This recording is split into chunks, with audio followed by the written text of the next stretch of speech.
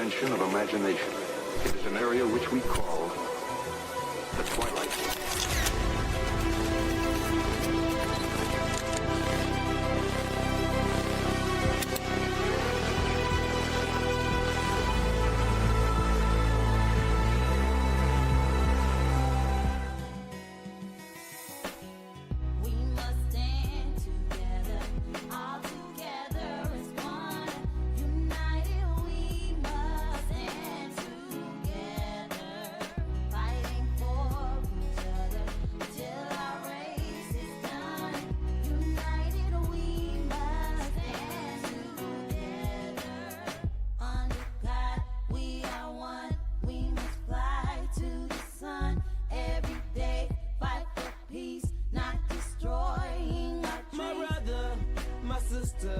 I got love for you, no lie. I give my best, I try. Someday you'll touch the sky. You're an angel, look up, baby. Wipe all your tears away. I know it's been crazy, but keep your head up high. Foot chase through the projects, dodging foreign objects. Street knowledge, I should've went to college. Odds stacked against me, surviving off instinct. 3 blocks from the precinct. Lil' homie caught a case, others lost family members. Product of his environment, projects produce violence in the middle of the streets, cause that's how we eat. Just heard rap about the trap, don't mean I ain't about peace. We must stand together, all together. Guess what? We live? Oh, all day. Are we every day. live? Yeah. Well, welcome to the Tampa Bay Breakfast Club. I'm your brother John. And this is Qiana. And this program is being brought to you as part of the New Image Project of the Community Development and Training Center, aka See That. See that? And we would like to thank y'all for tuning in, helping us to redefine what's cool, because smart is The new gangsta. baby. And if you don't know, Now you know. Now you know. Now you know. Now you can tag a friend, tell a friend, let them know that we're here and we ain't going nowhere. And yeah, it's Freestyle Friday. What's good, Q? It's Freestyle Friday. I found my glasses, lost my glasses. Found them and lost them, all in the same I just breath. don't understand how people like keep these things. Tiffany, there you go. Tiff, what's good? Good morning, Tiffany. Thank you for riding with us every just- Monday, Wednesday, and Friday. I appreciate you. Tiff. Yes. I Yeah. just don't know like how people keep up with these glasses. I just don't. What do you mean? How Huh. do you not know how people keep? You just keep up with your glasses. Just do it. I guess because I don't have to wear them all the time. Mhm. And then when I do That's wear them, and then I have to, and then I'm new to it. Okay, but that's the thing. Like, you won't get used to it if you don't do it. I do like when I wear them when I'm in the bed, like when I'm reading or like looking at my Okay. phone, because that's the only thing I need them for is readers. Okay, And so, I got you. See, Yeah. I need mine to see far. So most of the day, I'm not wearing glasses. When I'm in front of the computer, I don't have them on. and I usually. need them when I'm like Yeah. when I'm looking at Yeah. But I got like the bifocal thing. So if I do like this, I can see close. Yeah. and at the top of them, I see far. Okay. Yeah, my eyes been bad for a little while. So you know what I did go to? So y'all know I go to the movies. Yeah. So I seen Bride Hard on Okay. Tuesday. That was Samuel. No, that was last week. That was Okay, Unholy gotcha. Trinity. Okay, gotcha. Samuel, that was the Western. Bride Hart was kind of no, it wasn't Melissa McCarthy. But the Australian girl who played in some singing movie. I can't think of it right now.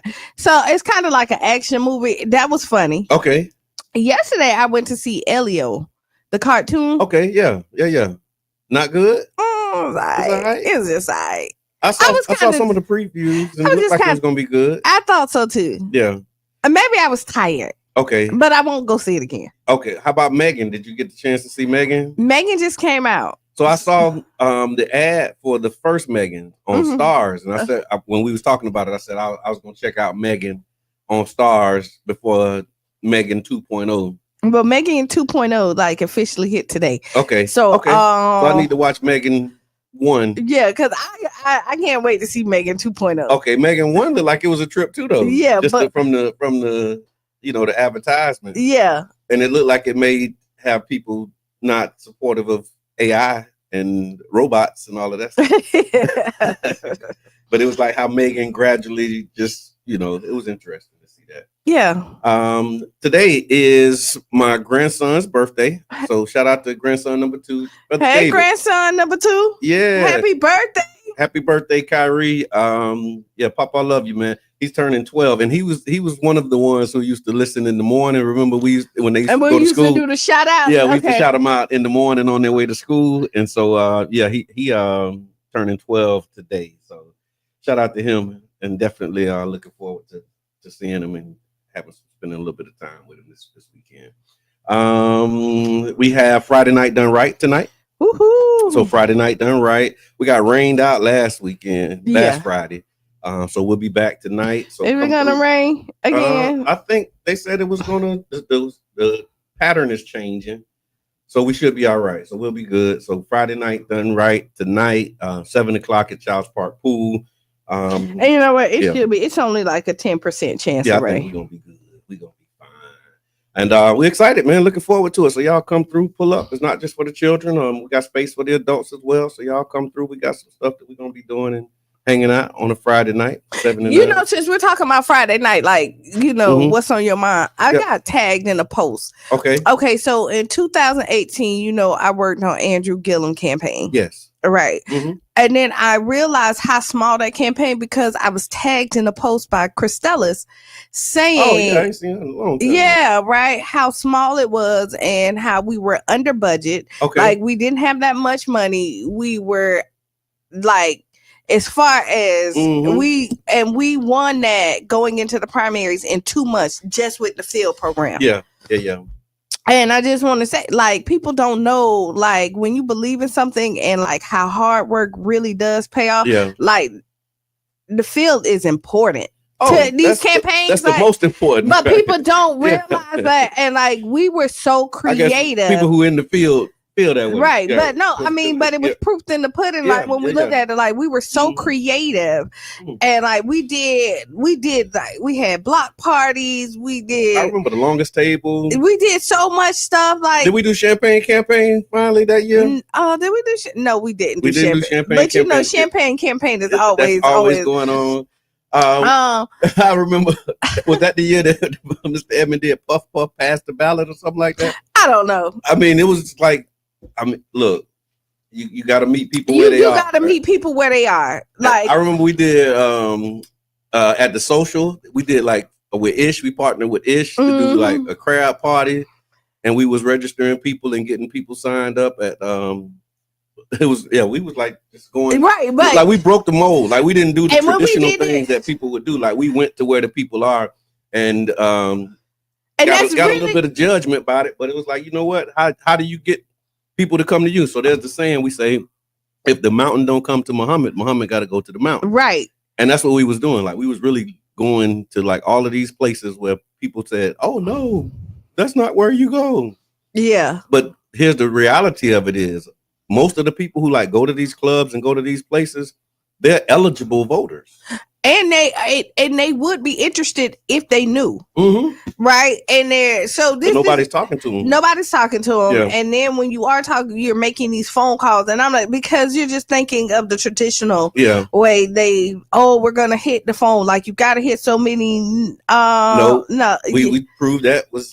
That's not. And then we'll see where we took the campaign and did the unbelievable. Yeah.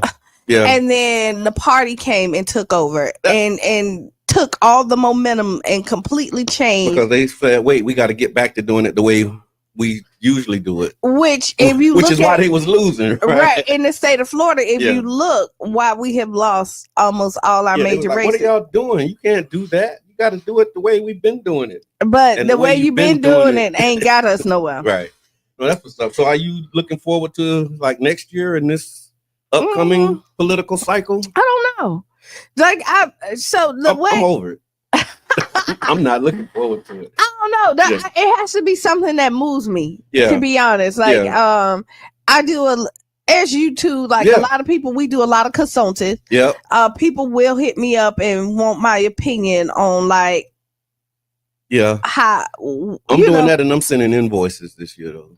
I think we should. Yeah, I think I should. I brain like picking, what do you think sessions? The strategies. Yeah, just so if you're listening, if you want to pick my brain next year for your strategy and your campaign, you can expect an invoice.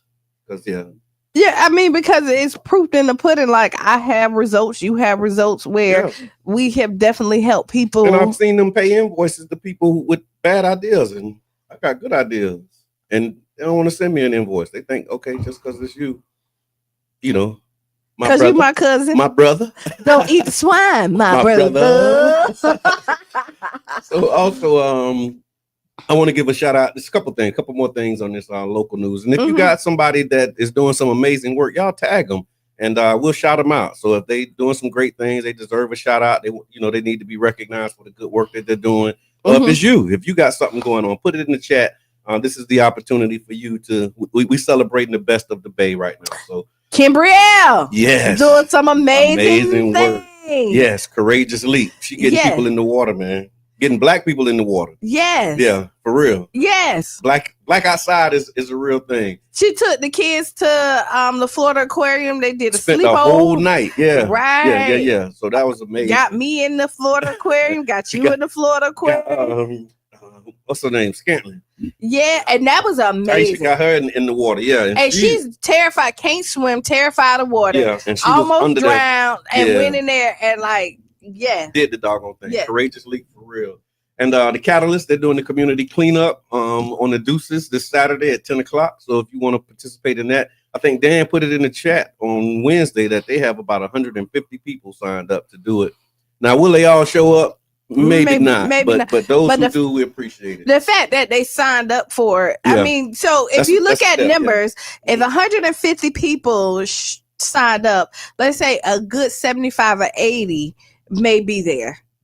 Somewhere around. That's close. That's close. Yeah. And let me tell you what, and it may be even higher numbers because I mean, some people have been banned from the cat.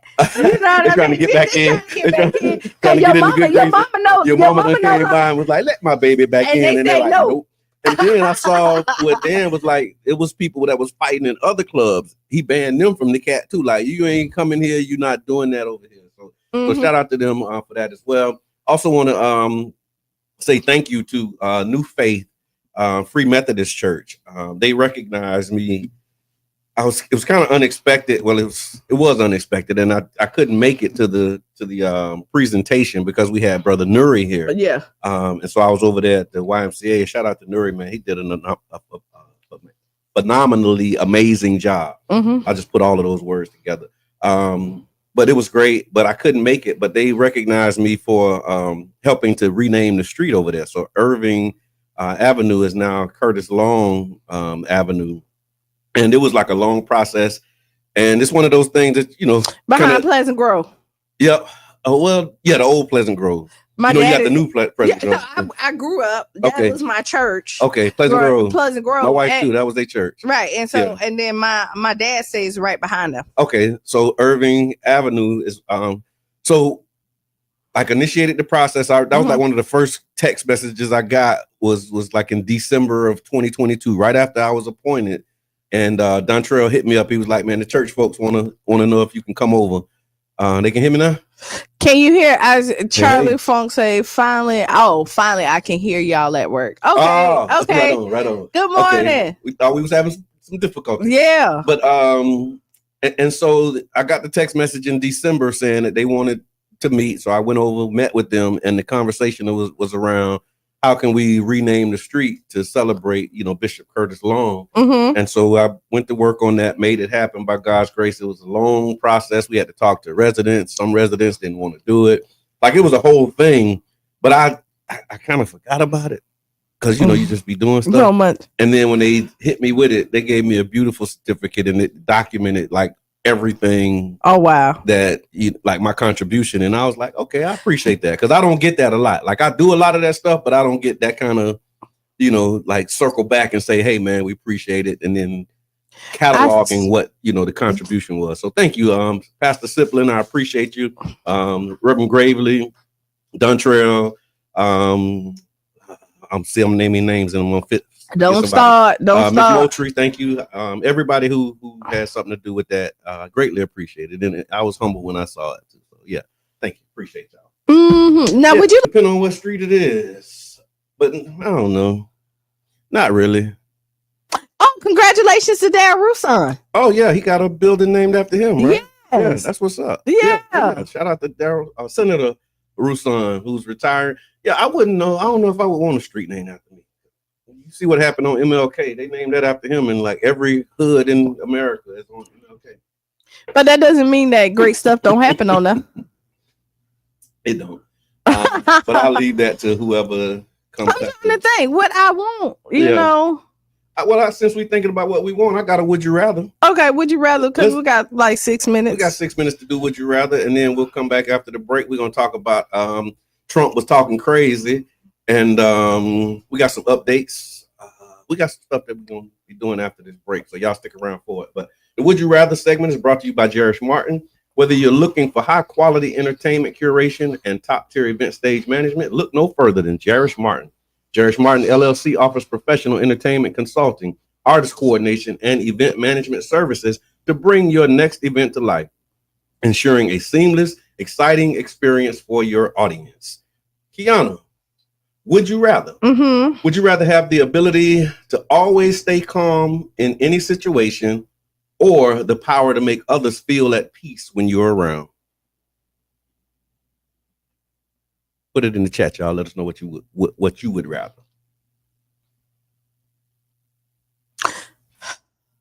See, I think I do both. Okay. Already. You always stay calm. Not always, but for the majority part. I was about to say, I seen you. Yeah, but you know, it takes a lot. But it takes a lot to kind of like. Yeah, to move. Yeah, because I'm pretty, I'm pretty even killed. Like when it comes to that. You are. Yeah, I am. And I think for the majority part, I make people feel really comfortable around me. Carrie, what's good? I don't know. Which one are you Thank doing? You for the stars. I'm going with make others feel at peace when I'm around.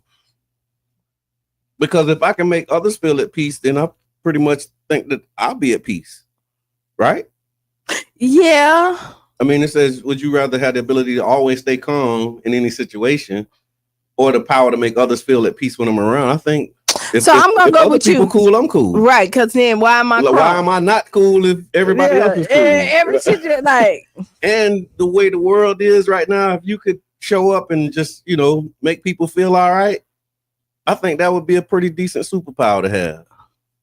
Like, I'd be in every hood, every trap, every spot where peace needs to be. I'll be there.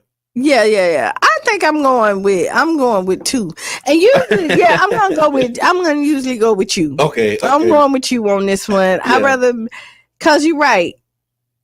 Yeah. Because if you can make people, because if it's chaotic. Yeah. And you come in and you can bring peace to the calm. You be like Gumby. That's like one of my goals in life. I don't know if I told you that. No. Like when we talk about retirement, when I talk with my children, they're like, what you want to do? I was like, I want to just be at home, sit in my chair, and then people come see me, and then I give them like a sentence that changed their life forever. Like one sentence, just a few words. Like it don't take a long time. I just tell them like one sentence. What it is, because you always remember these. It's like my grandma. Like one time she called all us in. Okay. And and she looked at us, and we was like, "What?" And she was like, how did she say? She say, if you ain't got no friends, then you need to look at yourself. You're dismissed. Go ahead. And That's it. That was all she said. I want to be that grandma. I want to be that person. If everybody got a problem, you are the common denominator. Yeah. If you ain't got no friends, you need to look at yourself. I want to do that like so much. You have no idea. Like that's my ideal scene. Like you just call me and I give you like, one sentence or two maybe. Yeah. And then after that, send the invoice. Yeah. If you take one sentence for free, yeah, that's it. What? Like my Uncle Bobby was really good at, but his was always funny. Yeah. Like we always, you never know when the wildcat gonna show, and it was funny. No, because you got something there. Right. Back in, you know how like you doing stuff, you ain't got no business. You at home, people ain't supposed to be there. They pop up, and you never know. When the wildcat goes, and the wildcat is standing there in the moment. That's what I'm like. That's like the ideal for me. Like if I could live a life like that and help people in that way, that would be like my ideal scene. Just to be able to give you something that don't take a lot. Because a lot of that stuff it don't take a lot. It don't. And, so if you can think of anything, audience, or some call in and tell like one sentence. Yeah, give us a sentence that like would change somebody's life in an instant. Never let them see you sweat. You are dismissed. Yeah. It's like, Brother John, I'm having this problem. Oh my God. Da, da, da, da, da. Never let them see you sweat. That's it. The answer is within you. That kind of stuff. Because most of the time it is. Like that's what I realized just from living and having conversations with people. You don't have to really give a whole lot of advice. Most people really know what to do. They just need to be directed the right way. Like they need to be kind of guided and reassured that it's okay to take that path. And also just having the space to be able to talk it out. Because once you just listen and let people talk, the right question, you know what I mean, will absolutely allow you to just talk through what your solution is. And so that's what I've been really practicing and learning how to do, is just like how to ask the right question to get you to think about what the answer is. Because when you give advice now, that's something that now I'm responsible for that. So no, I'm not giving you anything. I'll help you discover it and find it within yourself. But we got to take a break. Yeah. We'll be right back. We'll put that would you rather up and y'all put it in the comments, put it in the chat. Like, share, subscribe, tag a friend, tell a friend, and we'll be back about 6-7 minutes after the hour. Yep.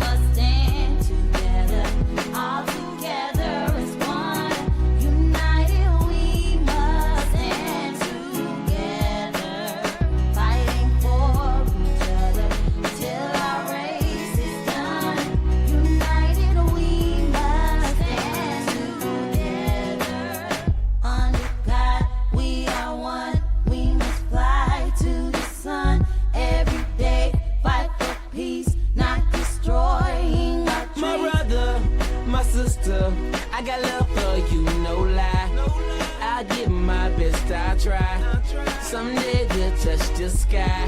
You're an angel. Look up, baby. Wipe all your tears away. I know it's been crazy, but keep your head up high. Foot chase through the projects, dodging foreign objects. Street knowledge, I should've went to college. Odds stacked against me, surviving off instinct. 3 blocks from the precinct. Lil' homie caught a case, others lost family members. Product of his environment, projects produce violence in the middle of the streets, cause that's how we eat. Just a rap about the trap don't mean I ain't about peace.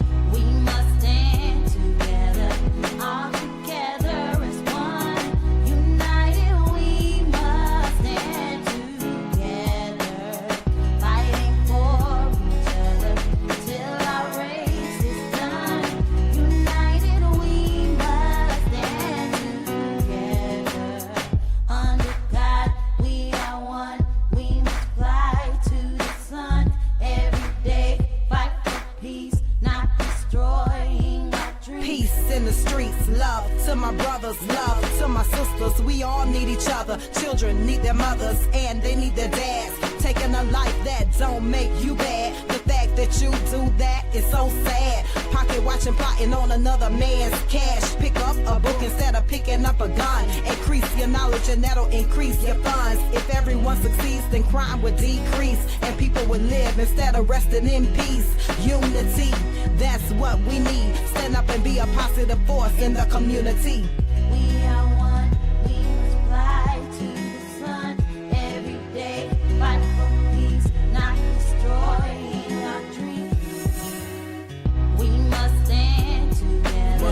together. Together as one. As one people. United we must United stand we shall rise. fighting for You fight for me till our race is till we done. see God. United we must United stand we will rise. together. Clap with me. Under Clap. God, we Clap. are one. Yes, sir. We must Clap. fly to the Clap. sun. G beat on the Every track, day, man, and I fight mean for this is from the peace, heart. not destroy Back and forth to prison, cause my position in the ghetto was wishing. My dreams was in my hand, man, instead of so distant. Violent crimes on my record, showing judges I'm reckless. Yes, they think I'm rich and young, like Young and the Restless. Every time I see a young brother rich in peace, got to be the only time when I watch TV. Cause the struggling and suffering is all I see. Besides muscling and hustling at war with heat, I point the finger at the devil, boy, for taking my peace. Cause the only way to live is to take to the streets. But they rate me as a villain for the killing and dealing. For what? My last resort to make me a living. I don't give a damn, tell them so what? I'm gonna survive even if they threaten me with life. The arms of poverty held tight, making life a fight. But in the sky, we got to unite. Keep your head in the sky. We must stand together, all together as one. United we must stand together, fighting for each other till our race is done. United we must stand together. Under God we are one. We must fly to the sun every day, fight for peace, not destroying our dreams. We must stand together, all together as one. United we must stand together.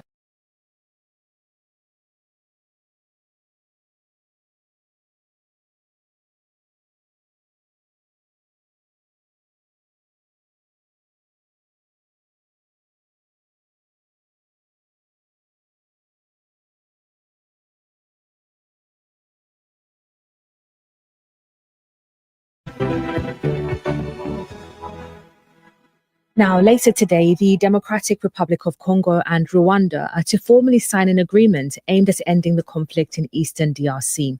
The text agreed between Hey. Hey. Come on. We're back. It's Freestyle Friday. Why would you be so crunk at like 7, 8 o'clock in the morning? Because the coffee kicked in. Yeah. The coffee has kicked in. We want to welcome you back to the Tampa Bay Breakfast Club. I'm your brother, John. And this is Qiana. And this program is being brought to you as part of the New Image Project of the Community Development and Training Center, a.k.a. See That. See that.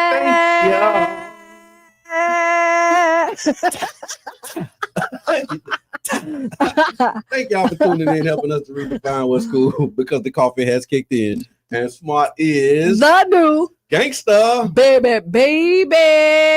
Hey. Oh. That's my best singing voice, y'all. Tag a friend, tell a friend that we up. And before the break, we was asking you, what's one thing that like a sentence or a phrase or something, a word of wisdom that you received or that you would like to give somebody? And Miss Renee, she put something in here for us. She put a couple of stuff. She got a few things in here. So a blind man has no business at the movies, which right? But he can hear. No, we just say that. Like Yeah. that's like when they come to you and they say, I got this problem, you tell them, okay, well, a blind man has no business at the movie. So if you don't have the qualifications, Yeah. don't you go. But go ahead. Which means if you're in an environment and something happens and you have no clue as to what's going on, you are not to be there. You are out of place. My uncle said this all of my life. I understood it later.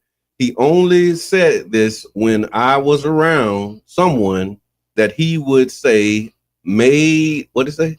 The hairs on his back of his neck stand up. Thank goodness for my OGs. I'm with you on that all the way. Mm-hmm. Yeah, that's what it is though. Like I want to be that one to be able to just say, okay, here's the thing that you need to hear. You know what? Thing and move on. So another one, not my monkey, not my circus. Okay, yeah. Or when are you gonna stop being a monkey in their circus? Yeah. When you get tired, you'll stop.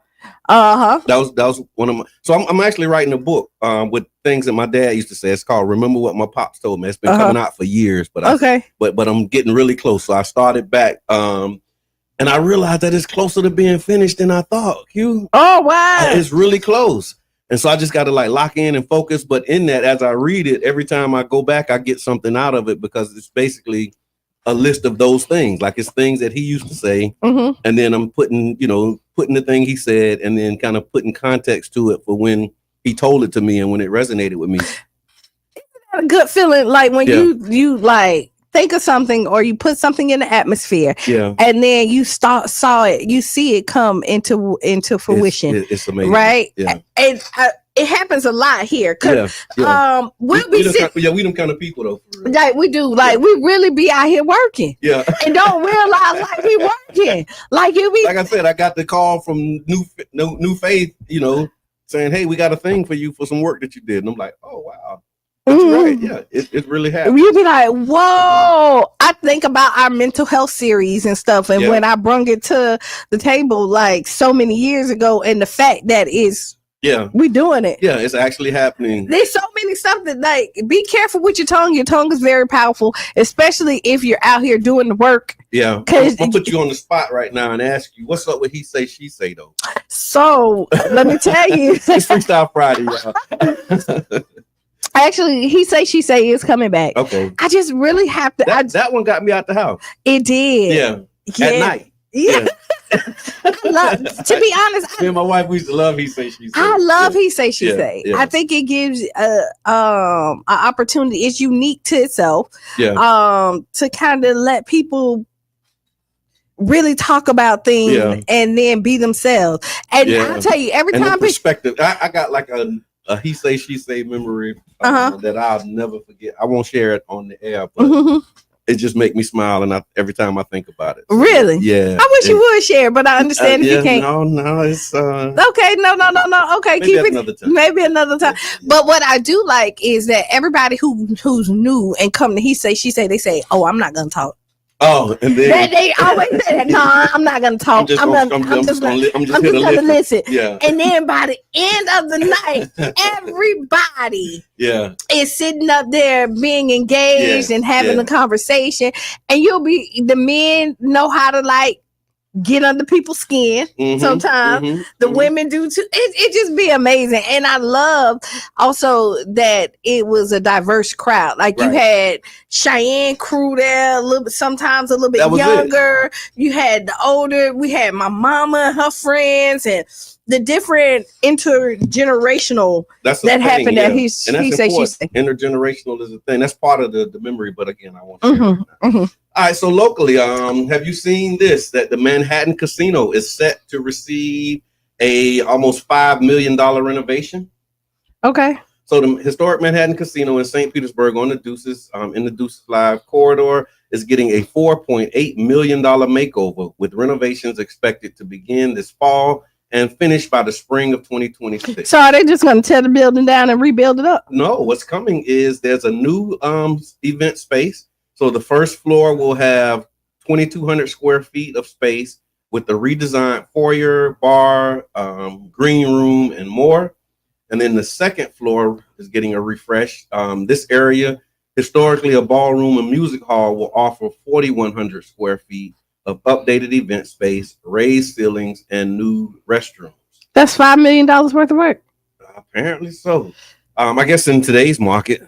If they would have did it when 22 South was there and Urban Collective, but when they was there, it probably been about 250,000, maybe 300,000. I still don't see that big. You already have the foundation. Yeah, like the walls and like they must be doing like a makeover. That's what I say. Are they tearing down the building and rebuild? Like I don't. $5 million? No, they wouldn't get that far with that. But yeah, things have changed. HVAC upgrades and they definitely needed some AC, and that was the biggest thing is the AC. They probably need roofing because of everything else. Yeah, the leak. I remember that was one of the issues. So they had some issues over there. Excited to see what they do. Yeah, it's interesting to see that's the direction that they ended up. So y'all put it in the chat. How can the Manhattan Casino revival help support the local economic development and cultural pride? Because that's one of the things too.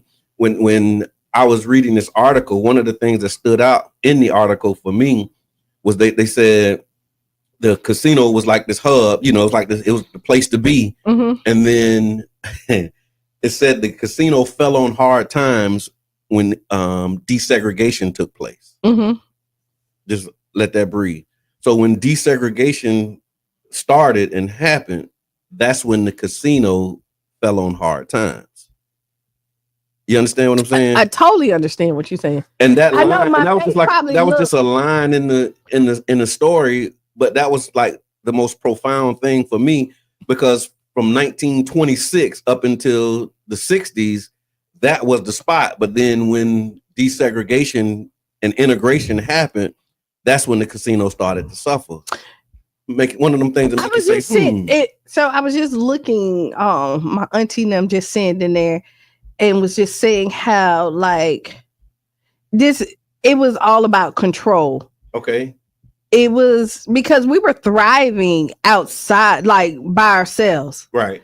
We had our own banks. We were doing everything that we talk about that we say that we need now. Yeah. We had. Yeah. And then somebody came up with this great idea because we were thriving. Yeah. And it was a way to tap into that dollar, because they looking at like, okay, they looking at how this dollar is circulating in this community. How can we put our hand in that? How can we get some of those dollars? And it worked. Like, again, when I saw that article, like that was after reading the article and seeing like, oh, okay, that's interesting what's happening. But then that line just jumped out at me. It was like, it fell on hard times when integration happened. I'm like, wow. How many other businesses, how many other institutions, you know, did that happen to? And then the other part that stuck out for me is that was like 1960. I think it closed in 1968. And it didn't reopen until like 2007, 2008. Well, you got to think prior to, so before, because they tore down the building. Okay. And rebuilt it. Okay. Because you think Snow Pete was across the street. Yeah. Green's Bakery was on that same side where the Manhattan Casino was at, and then they were trying to revive it. They had made it Sylvia's, right? But then Sylvia's didn't last that long. Wow.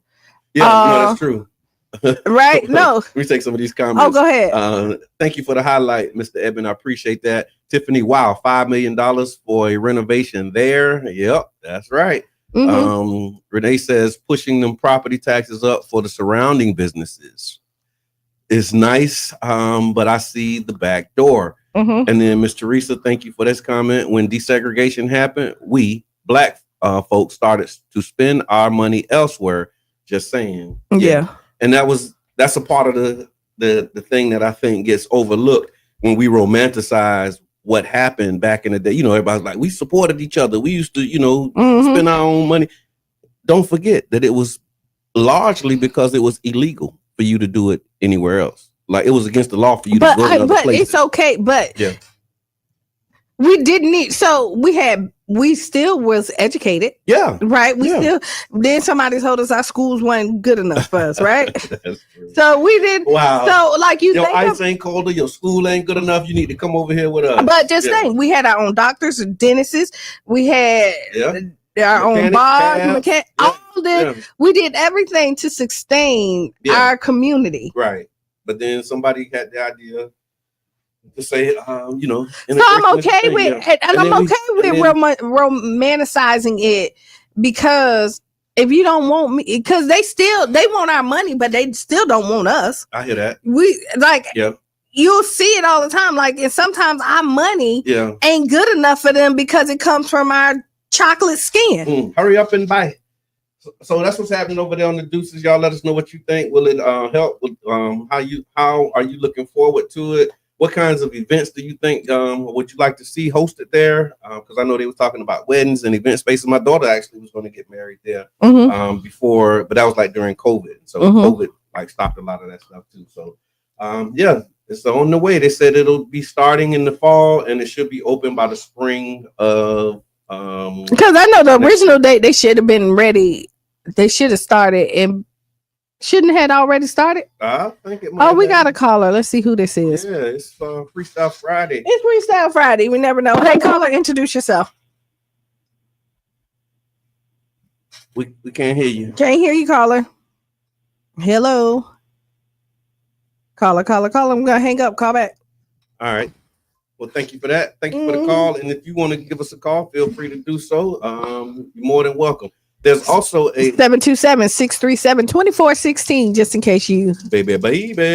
And there's also, I just saw that St. Pete has actually added some new affordable housing developer incentives and ADU support. So there's a new program as a part of the CRA that will be able to support affordable housing development. And it says at the June 5th meeting, St. Pete City Council unanimously approved key updates to this affordable housing redevelopment loan program within the South St. Pete CRA. The changes are designed to increase affordable housing options by incentivizing developers and private property owners to build and sell homes to income qualified residents. Some of these new incentives include, these are for single family homes. So there's a land acquisition reimbursement. So developers can receive up to $40,000, 50% of the land cost, if they construct or renovate an affordable home for a first-time buyer earning 80% of the area median income or less. The project must cost at least $100,000. So one of the things that's been one of the complaints is that, the land is so expensive to buy, and then so they're offsetting the price of the land and providing an incentive for developers to acquire it. Hello, caller. How you doing? This YRK Mark. What's going on? What's going on, sir? All right. Who is it again? YRK Mark. YRK Mark. He said YRK Mari. Oh, YRK Mari. Mari. Okay, Mari, tell the people what you do. I'm a rapper from Tampa, Florida. I make music. I make all type of music, but I'm an artist basically. You're an artist, but so how long you been rapping? I say since 2023. Going on about 3 years now. About 3 years now. So tell me, like, if you had to put yourself in a genre, or like, what artist you remind yourself of, if any? Honestly, I'm pretty much of a mix because I got different type of sounds. So I say like my inspiration was like Rod Raven, NBA Youngboy. So I say like a mix like them, like a little mix of Kodak Black. I got a mix of a lot of stuff. I got underground music, regular music. I got singing music. I got a little country in there.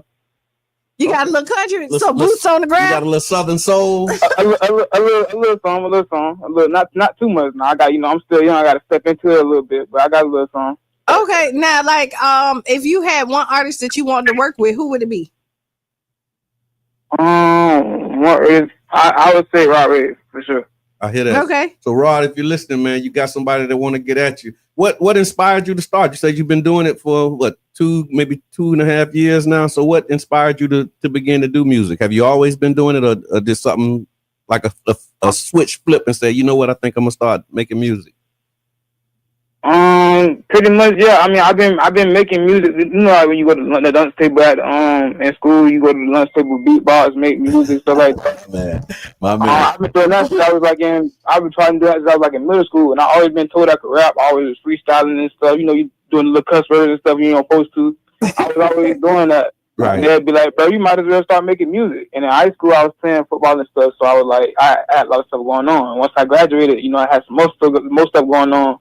So I'm like, I'm just learn how to express myself, and music just would make me express myself the most. I love that, and I appreciate you saying that, expressing yourself. And so with that, like, what type of support are you getting for the music that you're making right now? Like, who's rocking with you? I got a couple fans in Tampa. I got a couple people in Chicago, a couple people in New York. I got to get more of a fan base, though. I don't really have, in your own city, it's hard to kind of get people around you because people don't want to see you win from where you come from. They rather see you win from miles away. So that'd be the difficulty with it. So it's like the spot I'm in right now, I just need to get the people that's around me, I need to get them more in tune to my stuff before I go to the next reach. But at the same time, it's like the people that be out there in California and Atlanta and out of overseas, they listen to your music more than the people that listen to your stuff in the city. So why do you think that is? Do you think it's because they're familiar with you and they know you, or like what do you think contributes to that? When you go to school with people for so long, or you haven't seen the person for so long, and have been the same, same situation as the next person, and they around you, a lot of people don't want to see that person succeed in front of them, and they don't succeed with them. Wow. So they don't want to see you make it to the next level, and they still work at Dollar General, they still work at McDonald's, and you over here, you got 100,000 in your pocket easily. They want to see you be down like how they down. Yeah, I think you don't need to change that circle, my man. Right, because I'm going to tell you, and I'm going to say your perception is your reality. It is harder in your own town. I will agree with you on that. But a lot of times, if you think about it, it's not that they don't believe in you. They done seen you do so much, and they want to be like, is this the one? Is it really going to stick? You know right. They want to see if you're going to go that far. They want to see how far you can take it. Right, because it's things. Some of your friends probably supported a lot of your stuff at the beginning, and if you wasn't consistent, because I don't know, because you know what I mean. And it's just another. Yeah. I got friends who like support me and stuff like that. But I mean, like as far as like the whole, like I know a lot of people from Tampa and that know me on a personal basis or they've seen me, and it's like they'll see you like in private they'll say something, but when it comes to like if a person wanted to see like you posted something and they'll post a comment or repost it, something like that, they won't do that because they don't want the next person to see it. They trying to support you. They rather do it behind closed doors. Okay, I hear that. I can understand that. And so we definitely appreciate you calling. How can the people find you? Where can we get your music? How can they get at you? My name is YK Mario on all platforms. YK Mario with 2 R's and 2 I's on Instagram. I just dropped a mixtape 2 weeks ago and a mixtape last month. Get my stuff on all platforms. I'm on Spotify, YouTube, Amazon Music. I'm on Snapchat, TikTok, everything. If you want to listen to my music on any platform, you can hear it. Do you have any shows coming up? Not at the moment, no, man. Okay. All right. We'll definitely appreciate you, big brother. I appreciate you calling in, man. We praying for your success. Hope that you win. Like you do the Tampa Bay Breakfast Club. We ain't hating on nobody. We want to see all of us win. And so, go to the page, go to Facebook. And if you want to put a link in the chat, you can also go to the YouTube and find the Tampa Bay Breakfast Club. Put some links in there so people know how to get at you, man. Right. And once you shoot a video or something like that, get at us. We can also advertise it. Yes, ma'am. Yes, sir. I appreciate that. Thank you. All right. Have a good. All right, you listen to the Tampa Bay Breakfast Club right here on 99 Gems, 99.1 FM. And it's Freestyle Friday. So that's what's up. Give us a call. 727-637-2416. We'll put you on the air. Did you see this thing? And somebody got a question. Okay. Go ahead, okay. It's Freestyle Friday. What's the question? Go. It's in the chat. Go ahead. Okay, so good morning. This is just a question I've always had. Why won't they run the MLK parade down from the Trop, down 22nd to Dell Homes? That would bring income to those businesses along the route, and it would be in the community. Let's hold that one. Yeah, let's hold that one. That's a good question. Good question, Michelle. That's a good one. That's a good question. Yeah, let's hold that one, and we can come back to that. Okay, go ahead. All but right. we're gonna answer it. Yeah, we will. I think you can answer that question. But I wanted to talk about this because it's something that shout out to Reno and Miss Peanut for putting this out here. There's this new trend, and it's putting kids at risk, and it's stuff that's being sold right over the counter. Did you see that? It's this brightly colored nitrous oxide canisters, nicknamed Whippets, Nangs, and Hippie Crack. And they're available at gas stations, vape shops, and online. No ID, no questions asked. There's brands called Galaxy Gas, Cosmic Gas, Mass Gas, and Fast Gas.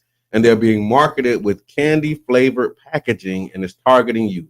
Basically, the kids are inhaling these canisters for a cheap high, and it's all over TikTok. And it's like messing up their brains. Have you seen that? No, I haven't, but it ain't nothing new because they used to do this. You know, they used to get the canisters and do that. But that wasn't us. It wasn't our kids. I'm talking about black kids. I remember black kids puffing cans. But listen, there had to be some, and not a lot. But it wasn't. But I think it's all stupid. Stupid, and more stupid, and even more dumber. It's like dumb leading the dumb.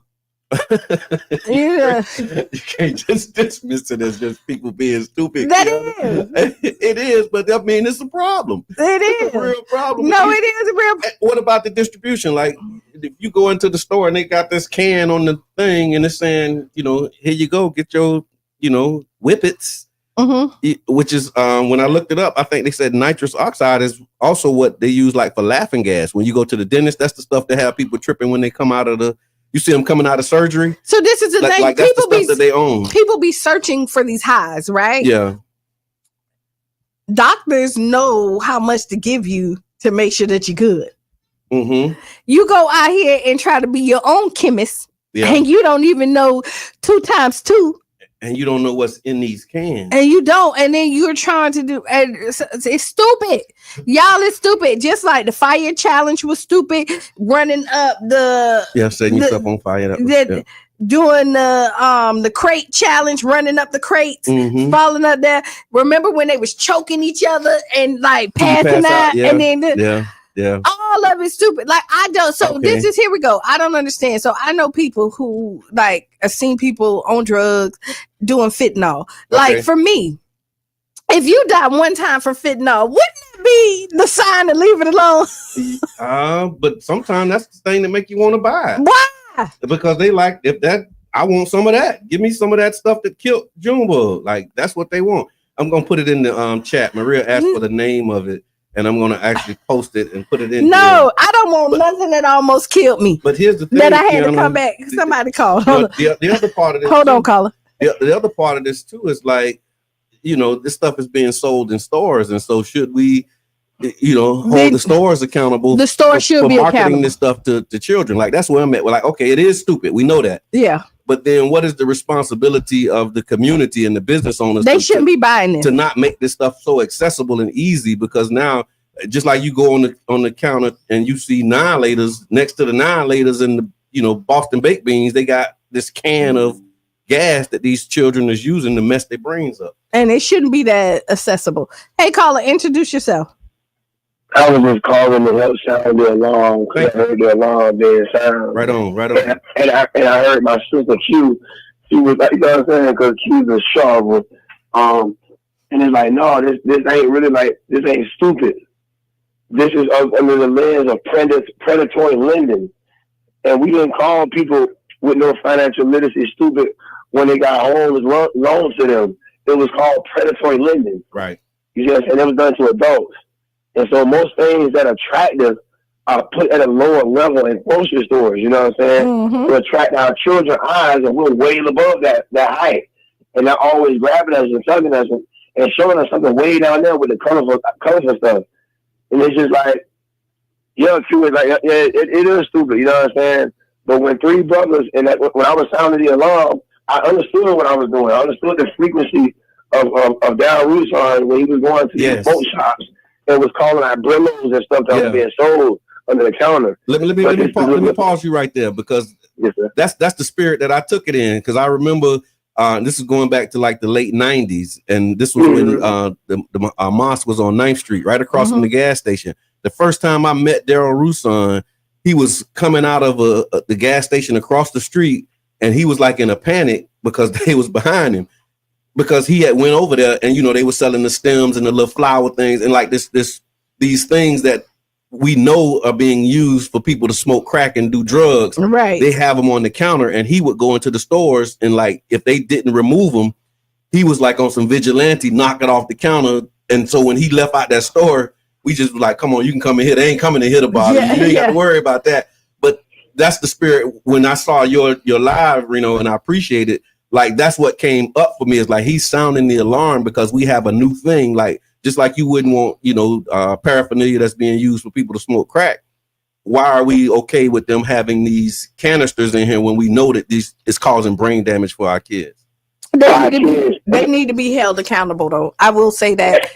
And when I approach it, I don't know what to do with these kids. And these kids just, and then now we're stepping away from them. We're stepping away from them, and then now they're preyed upon. Yeah. And now we have a and Brother John mentioned it in the beginning of this. We have an item that is sold at smoke shops. Yeah. And so now 3 brothers in a smoke shop, but they have created blurred lines. Right. And now you can't tell the difference that you're in a smoke shop because you're in a grocery store. And now we have these 3 brands of toxic drugs. Yeah. Right? Being sold right at the counter at 3 brothers. And then he's saying openly, Well, I don't know what it's about. They said at the warehouse is stuff in the store. You're lying. Yeah. You're acting as if you didn't do market research. Holla back, y'all. Yes, sir. Appreciate that. Thank you for the call, and thank you for sounding the alarm. No, but it is. But the stores, your local stores, need to be held accountable. Right. Especially when you're looking at neighborhoods and they're marketing to our children. I think I was tagged in, and I wasn't able to respond. Eddie Rowe had tagged me in a post where the store was like, you can't come in here unless the children couldn't come in there unless they had parents or something like that. Okay. But those same children probably could come in there and buy that without their parents. And here's what some of the health risks. And so it's causing neurological damage, numbness, paralysis, permanent nerve damage. They said they're getting frostbite burns from the freezing cans because when you. So it's like liquid ice. Kind of, it's like some type of gas. It's nitrous oxide. And so it's like, when you have what's that, whipped cream, and that whipped cream, you know how when you set the canister off and it get cold, like that's the result of it. But they're doing it so much that it's actually causing frostbite burns, fainting, cardiac arrest, and even death from oxygen loss. It's also causing psychosis and hallucinations. Memory loss is another one. And in the article it said that emergency room visits and poison control calls are skyrocketing with middle schoolers who are the ones who why is the this most not affected. banned? Yeah. Why they're even able to make this product? Yeah, because I guess we need to start having these types of conversations like we having today. And again, thank you to our brothers in the community like Reno, who's in these places and able to sound that alarm. Because if we don't know, we don't know. Like if you don't have small children, if you don't see it and you don't experience it, then you wouldn't know that it's happening. And what happens is everybody think that they're not the one. It's not gonna happen to me. Oh yeah, of course. It's not gonna happen to me. Like I've had so many conversations with brothers, about, oh no, they ain't gonna catch me. I ain't going to, like, nobody does a crime thinking that, I'm gonna get caught. Like you always think you have it figured out and that you're smarter than, the fifth grader. But here's the thing, it says, again, middle schoolers are being the ones who are most affected, which basically makes sense, right? And then it's happening right here in our city. So we want to continue to talk about it. We want to make sure that you stay informed. And then there's things that you can do to watch for these signs in your children or your grandchildren. If you have them, it says watch for signs of like numbness, strange behavior, fainting, or burns. If like you see burns on their hands and you wonder like what happened, it's probably because they've been holding these extremely cold cans of this terribly horrible gas. And I will want to say this, why we're big on boycotting stuff? Okay. These are the stores that we boycott. Yeah. The ones that's in our neighborhood that like our kids have to walk to every day. Yeah. That because they don't have access to cars to go to Walmart and where you're going to these major chains. Like if we're going to do a change, we got to start in our own community, right? Yeah. And so now we need to demand the things that we want at our corner stores, at our liquor store, well, not liquor stores, but you know what I mean. Yeah. But all of this, all the above, there's right there that our children have access to. The things that we don't want our kids, these are the stores that we stand in front of and be like, listen, you're getting our $1 every day. My child has to come up here and buy a soda. Right. And, but these are things that we want out. Yeah. And I think that's, again, to Reno's point, man, it's like at some point, we as a community have to draw a line in the sand and say, no, we're not allowing that. We're not going to accept that. And again, I shout out Senator Rousseau because that's how I met him. Like he was one of those ones that would go in. Like, I don't know what the impact or how effective it was, but if we had, 200-300 Roussans where it's like, you're not selling that here. You know what I'm saying? Like for real, like we have a ministry of defense that protects our children and say, you know what? No, you're not going to sell that in our neighborhood. And if you do, we're going to shut this store down. Like we need to have that kind of action. Yeah. You know what I mean? Like, that's just kind of where I'm at with that, because if not, then they're going to continue to prey on our children and we're going to continue to have generations that are being lost for things like this. And so y'all stay woke, stay informed, and check on your children, y'all. Yep. You're listening to the Tampa Bay Breakfast Club right here on 99 Jams, WUJM, and we talking about how these kids are inhaling canisters, getting this cheap high. It's being seen all over TikTok, and we like for y'all to make sure that you stay woke, pay attention. I also seen this thing. We talked about it a few months ago. It was a law that passed in Florida. It was Senate Bill 472. It was signed into law by Governor DeSantis, and it requires the Department of Corrections and licensing boards to recognize the credits earned by incarcerated individuals for prison-based education programs. This is a good thing, right? What does it mean? Prison-based classes like carpentry, food service, and other trades can now count towards professional licenses after release, whereas before they wouldn't. And so I think that's a game changer, could be a game changer, but again, you can't really regulate, what people do after that, because now that they have to accept the licenses, they still do background checks and they may not hire you, but at least this is a step in the right direction. So shout out to them for that. The change aims to reduce the barriers for people who are re-entering the workforce and to address economic stability for those who are returning from incarceration. Supporters say that it can help lower recidivism rates and save taxpayer dollars by expanding workforce opportunities for returning citizens. So shout out to the state of Florida for actually doing something right this time. Kudos. It's Freestyle Friday. What's it's kudos. Mind? No, I'm with it, but yeah, you gotta keep your eyes up. Yeah, you. Doc B, what's good? I see you. Mama Blue, I see you. Thank you for tuning in. Marche, what's up? Dave, I see you, man. Appreciate you. Debbie Yachty, what's good? Hope all is well. Y'all tag a friend, tell a friend. So what you thinking? Nothing. Oh, yeah. Nothing that you want to share. Nothing that I want to. Nothing that I want to share because I was No, I got it. So do you think, and y'all put this in the chat, do you think recognizing these credits will make a difference for people who are coming home from prison? Do you think this is going to actually be impactful?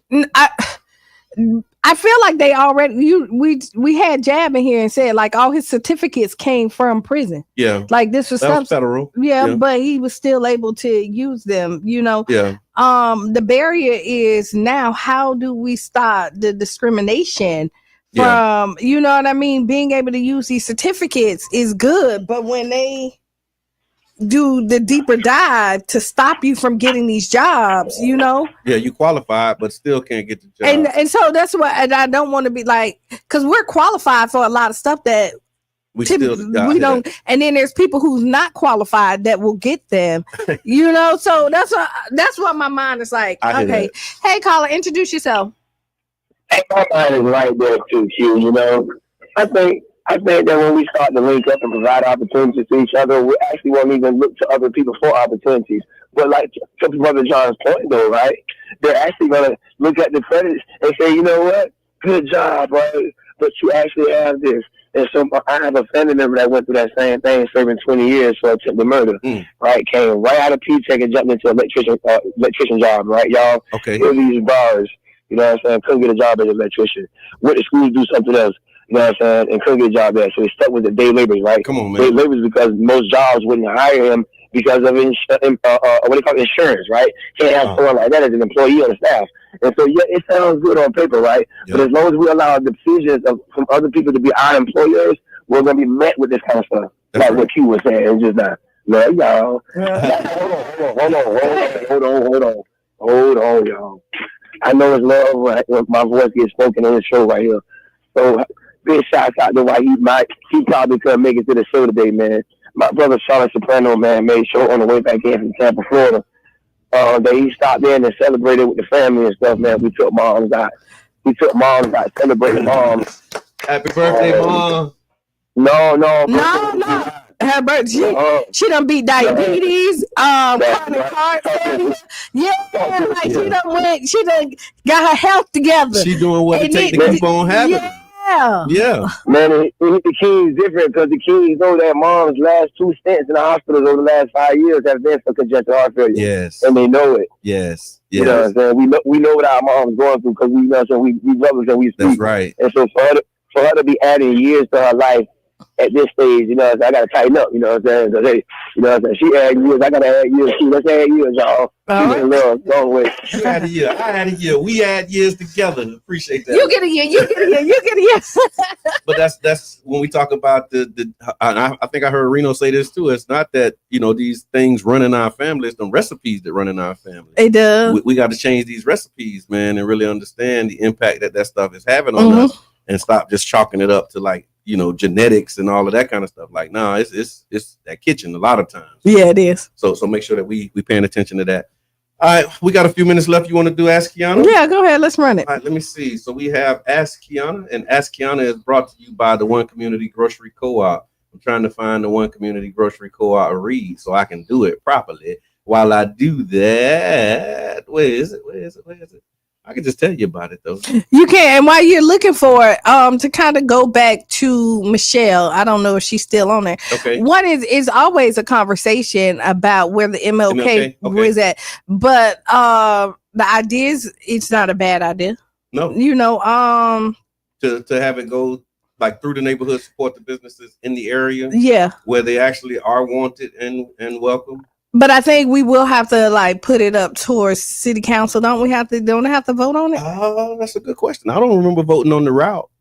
I remember voting on the budget and that kind of stuff, but not the actual route of where because the MLK parade has changed a few times. But not while I was there, and I don't in our time. Like I don't remember being. I just don't remember. I don't know if council had to approve those changes to the route, but I do know it's like the administration has to do it because there's logistical challenges with blocking off streets and police. And I think that's why they ended up going with First Avenue because it was just easier to contain it and control it. Like, okay, we go from one end to the other. We just blocking off this side. And you end up on MLK. Yeah. And so it was like, that kind of thing you end up at Tropicana Field now. Which is it right 16th Street, and then MLK is on the other side of the field. Right. But starting at 4th Street, it was just logistically easier to do it that way because when you go through the neighborhoods, now you got side roads, you got, a different level of engagement when it comes to like how do you contain and control that crowd. Right. But yeah, so we definitely a good idea, and we accept and welcome all good ideas.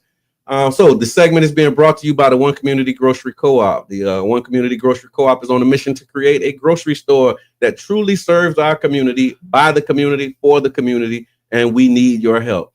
Joining as a member owner, you are investing in a healthy food options, local farmers, and a stronger neighborhood economy. You can visit ocgc.coop to become a member today and be a part of building a grocery store that's owned by us, for us, and we would make sure that we don't have none of that garbage that they got on the counters in these other places in our stores.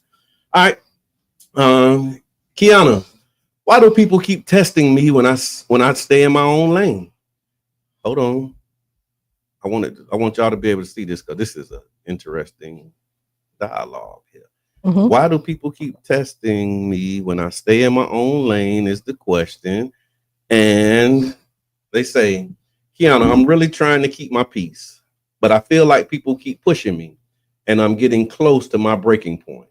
I don't bother nobody. I stay in my own lane, handle my business, and treat people with kindness. But lately, it's like folks are taking advantage of that.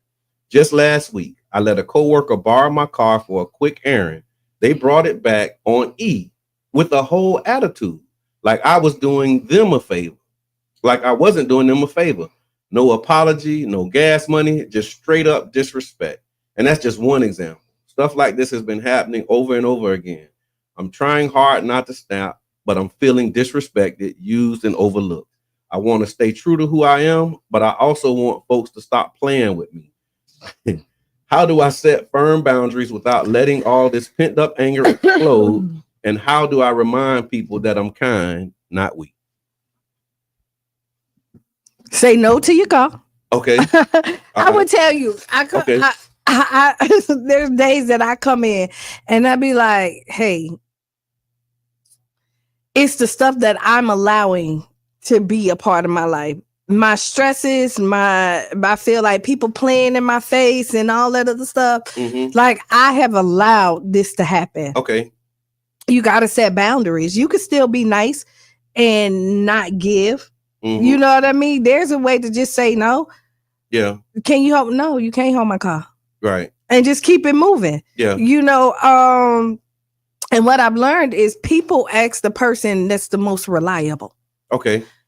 Like if they couldn't count on you, they wouldn't ask you. Yeah.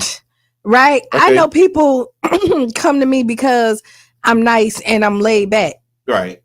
So they'll do stuff and that they wouldn't do to other people because they know I ain't really going to say nothing. Okay. You know what I mean? But now you have to start saying something, and it don't make you less of who you are. Yeah. It's just that you're setting boundaries for yourself. Boundaries are good. And I learned that, like, I didn't have boundaries, especially for the people that I love. Right.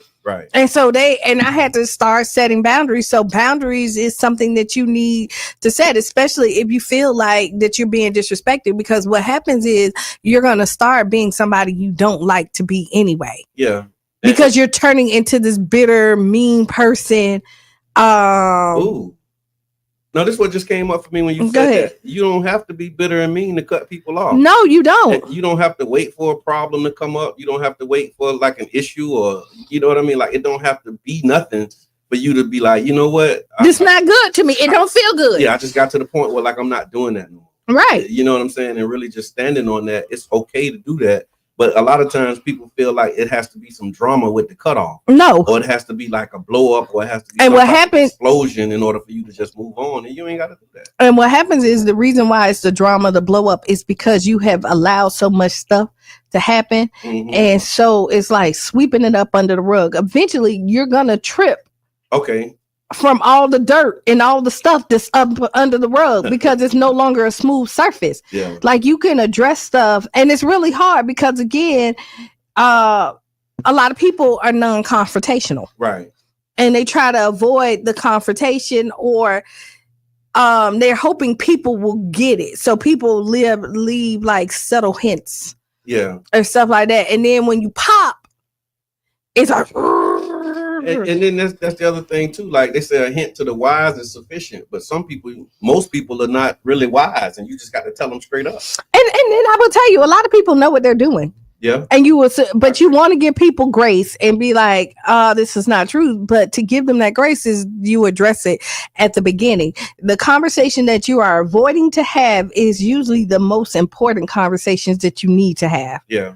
So definitely I would say, just start letting people know exactly where you're coming from and how you feeling. Like, don't, shy away from it thinking that it's going to be a problem. Because a lot of times it's like, okay, I don't want to say nothing because if I say something, it's going to be a problem. Well, guess what? It's already a problem. Right. Because so you rather be uncomfortable or them to be uncomfortable. Yeah. And it's your ish. Yeah. It's your car. Right. So like, you finna be uncomfortable and they need you. Yeah. Like, that's the thing is, a lot of times you sit in uncomfortability about something that belongs to you. Yeah, it's your property. It's yours. Yeah. So there's no reason why you should be tiptoeing around somebody else who needs you, because you ain't called them. Yeah. You ain't need a car. You ain't need nothing. They needed you. Right. So anybody that needs to be uncomfortable is the person that's asking. Yeah. And if they was uncomfortable, they probably wouldn't ask. Wow. All right. So that was that. I saw a question in the Go ahead. chat that I want to talk about, because I think it is a great question and a great conversation for us to have. We may not have time to really explore it fully. But thank you for that. I wanted to say more about the Ask Qiana, but look, I think y'all got the point. Thank you for submitting that. And also we want to thank OCGC.coop for their sponsorship of that segment. Maria Scruggs asked, she said, Tampa Bay Breakfast Club, where are you all with the all-white promotions by the first African-American fire chief? I think that's a great question, great conversation. And for me, this is what I tell you. I haven't spoken to Chief Watts. Like I sent him a note, but he probably like caught up in the whirlwind right now. So I'm waiting to hear from him. I want to talk to my brother first before I, make any public remarks or draw any conclusions and all of that stuff. Like I'm blessed by God's grace to have a relationship with him where I can call him and I can talk to him. And so before I speak publicly on what my position is, I want to talk to my brother first. Yeah. You know what I'm saying? Because you have no idea a lot of times what goes on in these spaces. There may be some protocol things that have to happen. You know what I mean? And it could have been stuff that's right. And there may be stuff that's already set up. Yeah. Prior to him coming in, and you'll see it. So I don't know enough about it. Like what the process, because they have. So that was one of the realities that became abundantly clear for me when I got on city council. Is a lot of these decisions that are being made, you don't want to decide the way that way, but there's a policy and there's a procedure that you have to follow. And so the challenge is, like, do you buck the procedure and now you on one side of the equation that you don't want to be in, or do you follow the procedure and then work to change it? But again, I don't know all of the details and what was going on behind the scenes. I don't know enough about it to and I don't even know what promotions he's doing at this point. So the article that I saw was saying that it was 12 promotions to we're talking about in the fire department. Okay, got it. Fire department, they actually just publicized these list of fire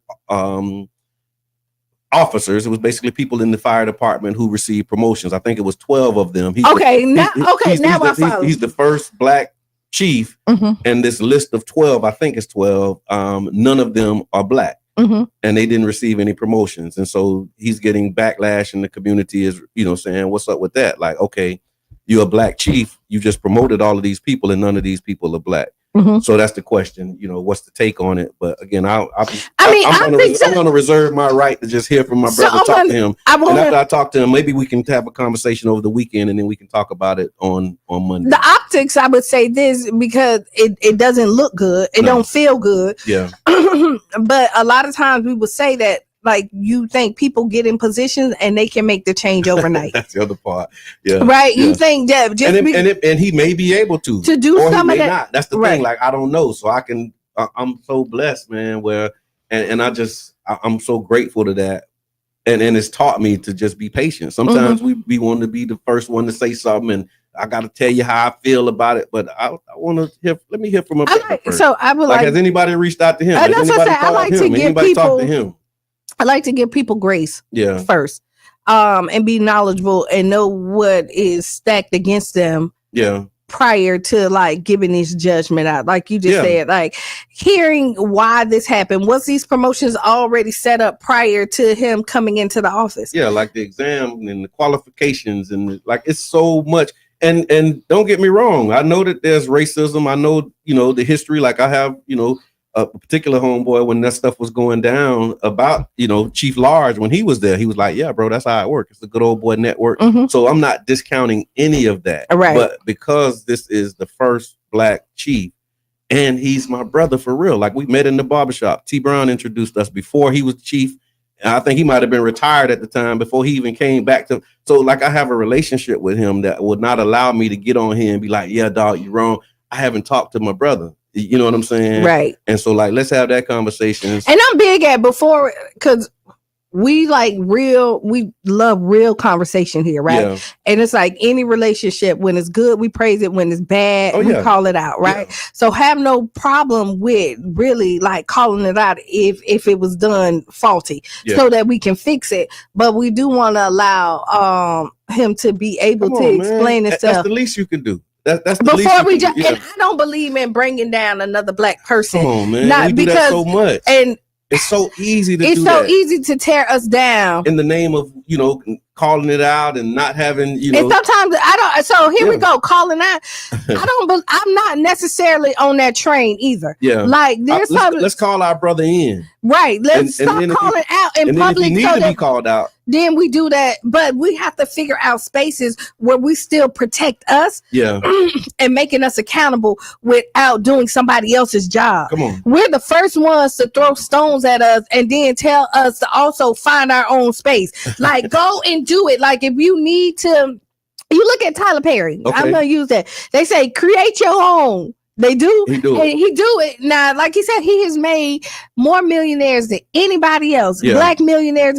But yet all you hear is black people complaining about his sauce. Right. Yeah. That he like did. He made $1 billion with that same recipe, and everybody saying change the recipe. And we keep on, and we told somebody, make your own. And when they do it, we pull it down and critique it, but we're not making it. Yeah. You know what I mean? So we gotta find the balance. And to your point, again, if you just joining in and you didn't hear me say it already, this is not an excuse. It's not a justification.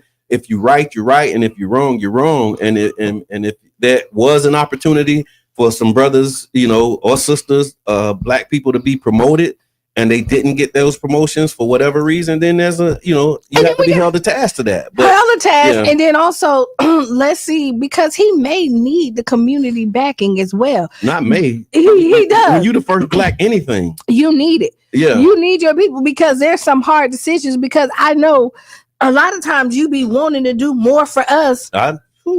and your hands are kind of tied, you know what I mean? Or you lose, or you're afraid that you're going to lose your job. And so the small impact, you make a smaller impact than the bigger impact, because you know just your presence there is a plus for us. Absolutely. Sometimes, you know what I mean? It could be. And that's why I said it's so many things to consider.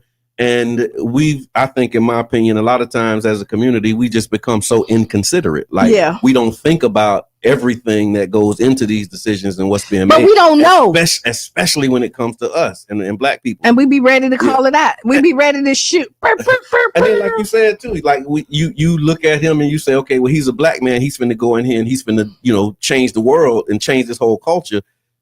When... It's like Deion Sanders.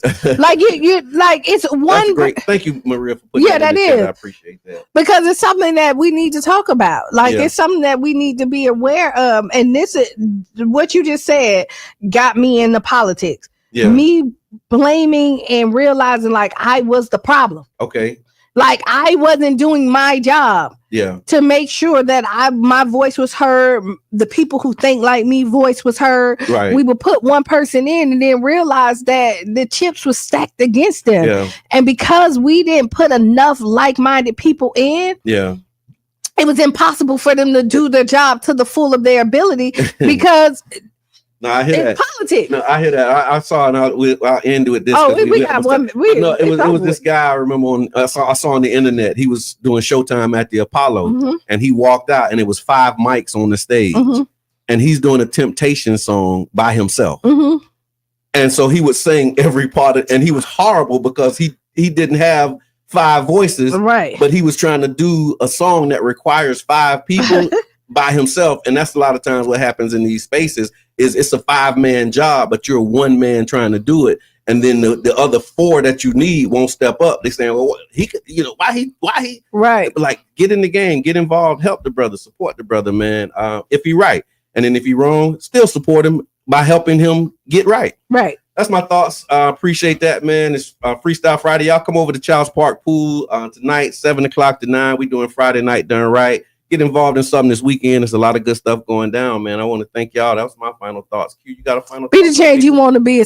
Write down those 5 things that made you feel good, giggle, laugh, put a smile on your face. Stay tuned for Sister Hughes. Make you lose your shoes and shout all around the house. This has been the Tampa Bay Breakfast Club. I'm your brother John. And this is Qiana.